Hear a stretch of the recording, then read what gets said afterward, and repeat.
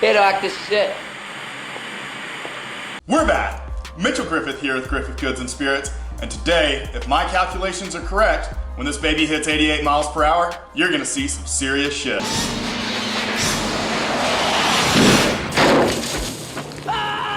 That's right, we're doing Baby Back to the Future with all the fixins and charging our flux capacitors with a 1.21 gigawatt. You watch me for the changes and try and keep up, okay? As we always do, let's start with the cocktail.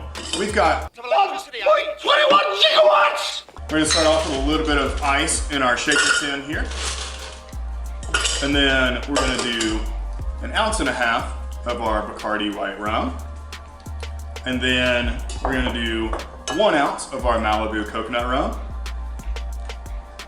Then we're gonna do 1 ounce of our blue curacao. Then we're gonna do 1 ounce of our homemade vanilla syrup. 1 ounce of fresh pineapple juice.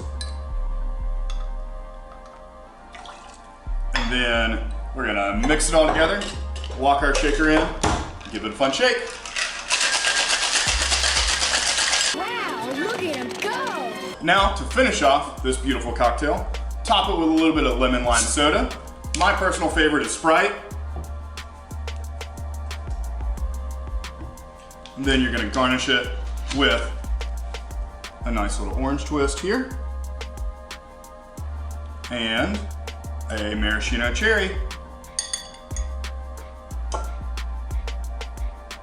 This is truly amazing. Now to start, on the ribs, we've got 1/2 cup brown sugar, 1/2 cup of salt, we've got 1/2 cup of fresh cracked black pepper, got a 1/4 cup of garlic powder, and 1 tablespoon of paprika going in here.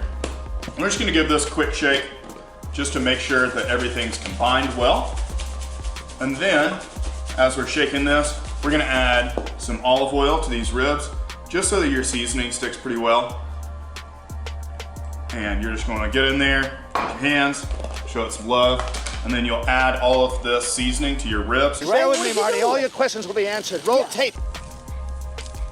We've got our ribs completely covered, and how we're gonna do this is we've got the smoker going at 250. We're gonna do them for 2 hours on the top, 2 hours on the bottom, and then for the last hour, we're gonna wrap them in foil, then they'll be good to go. While our ribs are smoking, we're gonna start on the cornbread. We've got our oven set to 425, and here we've got our cornbread mix going in a bowl. We've got 1 minced jalapeno. We've got 1 egg, 1 cup of cheddar cheese.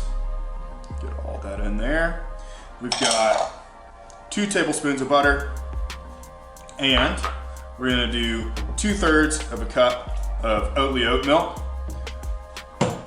And then we're just gonna whisk all of this together and add it in to our 8x8 bowl. Never mind that now. Never mind that now. Not now. Not now. Now we're gonna go ahead and just add this into our 8x8 pan. We're gonna toss this in the oven for about 20 minutes or until the top of it crisps up. While everything's finishing up, we're gonna start on our mac and cheese. We've got 1.5 cups of oat milk going into our pan. And then we're gonna do 1 cup of water. We're just gonna bring this to a soft boil before we add our macaroni to it. And then we've got some American cheese, some sharp cheddar, 3 tablespoons of butter, and a little bit of Dijon mustard to add to this. Now that we've brought our oat milk and water up to temp, we're gonna go ahead and pour our pasta in here. And we're just gonna go ahead and mix this around. And you're gonna wanna get this to where it's a little al dente because we're gonna finish it off by baking it in the oven. We've got our macaroni on a soft boil right now. So we're gonna add in 3 tablespoons of butter to this. And then we're gonna add in about a tablespoon of Dijon mustard, just to add a little pop of flavor to this. Now it's time to add the cheese. We've got about enough American cheese here that'll scare somebody. So we'll just go ahead and add that in. And the reason we're using American is so that whenever your cheese comes to be like a sauce, it won't turn into just like a hard clump of cheese. There goes the spatula.